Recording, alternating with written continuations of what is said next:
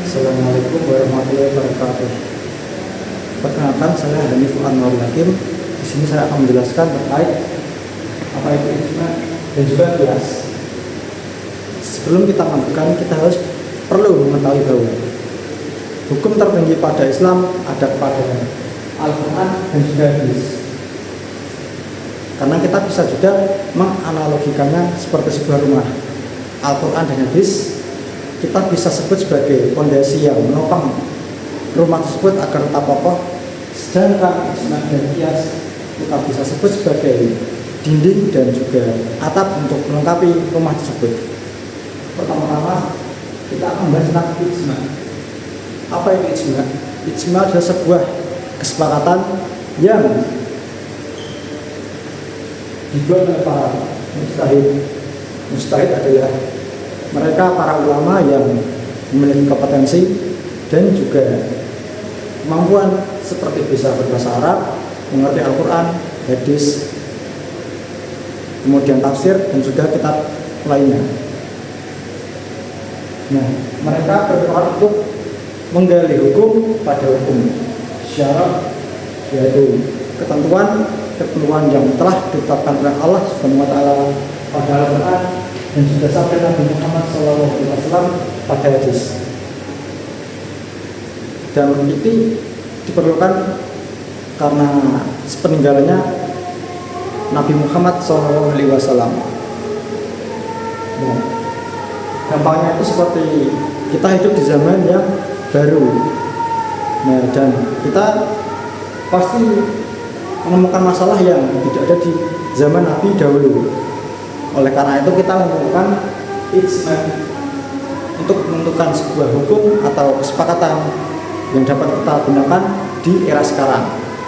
Contohnya seperti ketika hendak beribadah dalam pesawat atau kereta.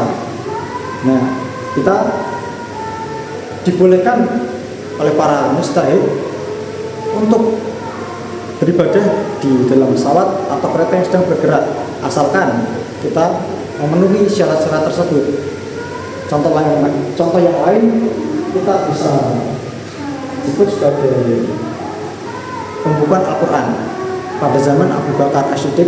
Di masa kekhalifannya, beliau berpikir bahwa semakin sedikit menghafal Al-Quran, maka dia dan para mujtahid lainnya berkumpul dan mendiskusikan untuk mencari solusi bagaimana cara bisa melestarikan Al-Quran dengan sedikitnya penghafal Al-Quran saat itu, yaitu satu-satunya dengan cara pembukaan Al-Quran. Yang kedua adalah qiyas. Apa itu qiyas? Qiyas adalah analogi atau menyamakan sebuah hukum yang tidak ada nas. Apa itu nas? Nas ya hukum asal Al-Quran dan hadis dengan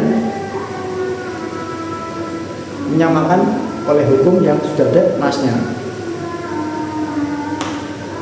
Untuk mengkiaskan suatu masalah kita perlu membuat ini. Yang pertama, asal. Apa itu asal? Hukum asal. Hukum asal contohnya kita bisa memberikan contoh seperti khamar. Khamar pada asalnya dan di dalam Al-Quran itu haram. Yang kedua, ilat sebab hukum. Kenapa haram? Karena memabukkan. Dan yang ketiga, far'un atau cabang atau katanya yaitu sebuah kasus baru yang terjadi di zaman sekarang. Contohnya ya seperti bir, seperti narkoba dan yang lainnya. Dan yang lainnya adalah sama ilat. Ya, sama hukum. Mereka sama-sama memabukkan. Oleh karena itu kita bisa mengkiaskan mereka yang seharusnya di zaman Nabi itu tidak ada narkoba, bir atau yang lainnya, tapi kita bisa ikut mengharamkan mereka karena mereka sama-sama memabukkan. Baik, itu saja dari saya. Saya mohon maaf apabila ada salah kata. Wassalamualaikum warahmatullahi wabarakatuh.